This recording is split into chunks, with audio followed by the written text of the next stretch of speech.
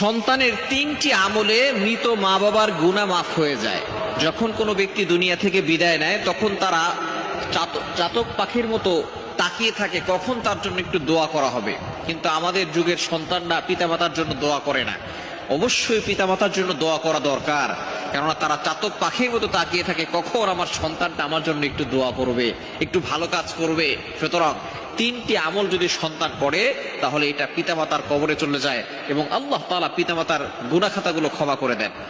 চমৎকার ভাবে আল্লাহ পাক রব্বুল আলামিন পিতামাতার সাথে খেদমত করতে হবে এবং পিতামাতা মারা গেলে তাদের জন্য একটা দোয়াও আল্লাহ তাআলা শিখিয়ে দিয়েছেন। কোরআন খুলেন 15 নম্বর পারা 3 নম্বর পৃষ্ঠার 6, 7, 8, 9 নম্বর লাইনগুলোতে সূরা বনী ইসরাঈলের 23, 24, 23 এবং 24 নম্বর আয়াতে আল্লাহ তাআলা পিতামাতার সম্পর্কে সুন্দর কথা বলেছেন। রব্বুল আলামিন বলেন, وَقَضَى رَبُّكَ أَلَّا تَعْبُدُوا إِلَّا إِيَّاهُ وَبِالْوَالِدَيْنِ إِحْسَانًا। 1 নাম্বার আল্লাহ বলছেন আমি আল্লাহর ইবাদত ছাড়া কারো ইবাদত করা যাবে না। এরপরে বলেছেন ওয়াবিলওয়ালিদাইনি ইহসানা, গুড বিহেভিয়ার উইথ প্যারেন্টস, পিতামাতার সাথে ভালো ব্যবহার করতে হবে। পিতামাতার সাথে কখনো খারাপ ব্যবহার করা যাবে না। পিতামাতা মারা গেলেও তাদের জন্য দোয়া করতে হবে।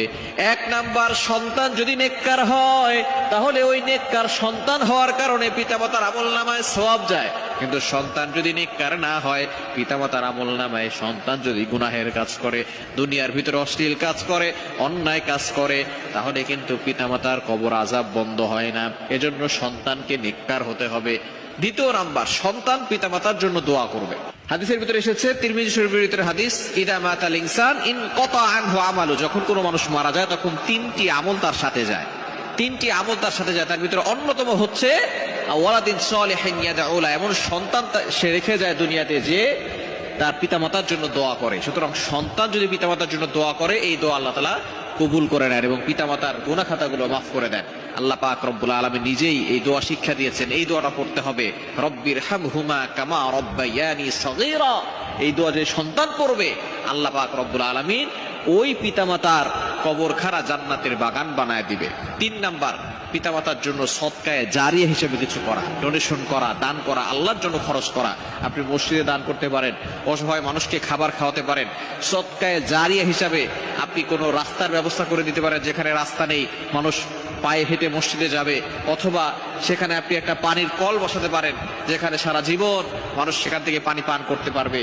পথিক যারা আছে তারা সেখান থেকে পানি পান করতে পারবে।